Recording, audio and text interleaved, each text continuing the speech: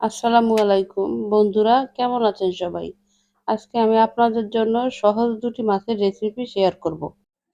প্রথমে আমি মাছে নুন হলুদ ভালোভাবে মাখিয়ে নিলাম। এখন আমি কড়াইতে তেল দিয়ে দিলাম। তেল গরম হওয়ার অপেক্ষা করব। এখন আমি এক এক করে পাঙ্গাস মাছগুলো দিয়ে দিলাম। মাছগুলো আমি এখন ঢেকে দেব।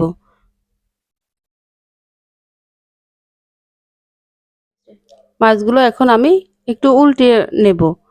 বেশি ভাজবো না, হালকা ভেজে নেব।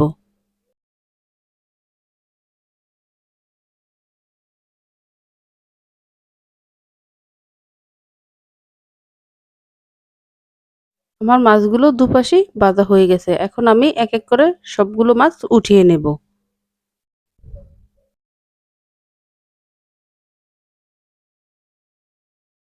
আমি মাছের তেল জাল করব। তাই আমি ওই তেলেই এক এক করে মশলা দিয়ে দিলাম। পেঁয়াজ দিয়ে দিলাম। পেঁয়াজটা হয়ে গেলে এখন আমি আদা বাটা, রসুন বাটা দিয়ে ভালোভাবে তে মশলাটা কষিয়ে নেব। আমি এখন একটু অল্প করে পানি দিয়ে দিলাম যাতে আমার মশলাটা লেগে না যায়। এখন আমি দিয়ে দেব হলুদের গুঁড়ো, মরিচের গুঁড়ো। এখন আমি দিয়ে দেব হালকা একটু গরম মশলার গুঁড়ো। একটু লবণ দিয়ে দিলাম। খুব ভালোভাবে মশলাটা আমি ভেজে নিলাম। এখন এই পর্যায়ে আমি একটু পানি দিয়ে আরো ভালোভাবে মশলাটা কষিয়ে নেব।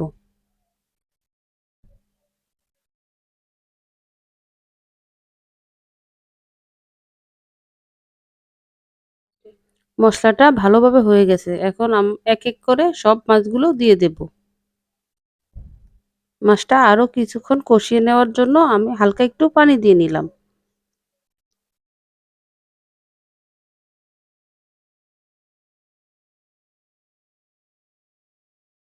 যতক্ষণ পর্যন্ত মাছটা ভালোভাবে না হয় আমি উল্টিয়ে পাল্টিয়ে দেব। এই মাছগুলো একটু সময় নিয়ে রান্না করলে মাছটা খেতে অনেক ভালো হয়। মাছটা আমার প্রায় হয়ে গেছে। এখন আমি হালকা একটু জিরার গুঁড়ো দিয়ে নেড়ে চেড়ে দেব।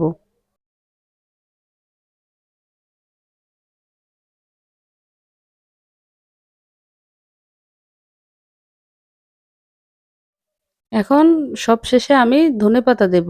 ধনেপাতা দিয়ে আমি মাছটা নামিয়ে রাখবো। এখন আমি রুই মাছের পাতলা ঝোল রান্না করে আপনাদের সাথে শেয়ার করব। তেলটা গরম হয়ে গেছে। এখন আমি পেঁয়াজ কাটা দিয়ে দেব। দিয়ে আমি হালকা ভেজে নেব পেঁয়াজটা। পেস্টটা আমি কিছুক্ষণ ভেজে নেওয়ার পরে দিয়ে দিলাম আদা রসুন বাটা। আদা রসুনটা আমি আরো কিছুক্ষণ ভেজে নেব যাতে গন্ধটা চলে যায়। এই পর্যায়ে আমি একটু পানি দিয়ে দিলাম মশলাটা ভালোভাবে কষানোর জন্য। আদা রসুনগুলো ভালোভাবে হয়ে গেছে। এখন আমি দিয়ে দিব হলুদের গুঁড়ো, মরিচের গুঁড়ো।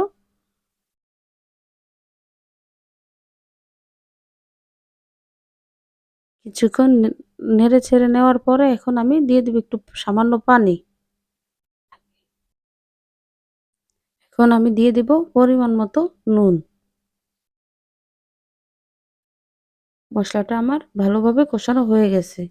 এখন এই পর্যায়ে আমি মাছগুলো এক এক করে সব দিয়ে দেব।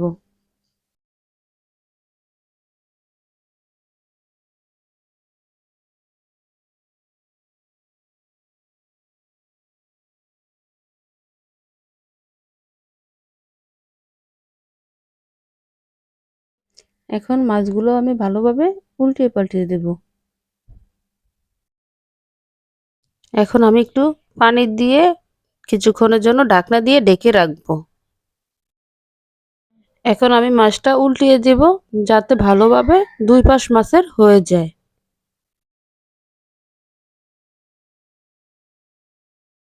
এই মাছগুলো তো পুকুরের, তাই ভালোভাবে আমি একটু সময় নিয়ে রান্না করব।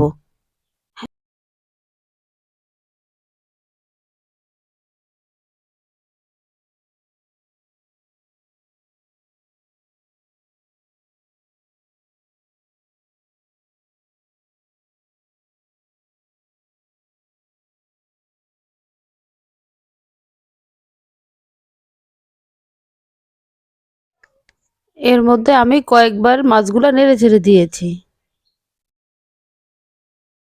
মাছটা এখন ভালোভাবে রান্না করা হয়ে গেছে, তাই আমি এখন ধনেপাতা দিয়ে নামিয়ে নেব।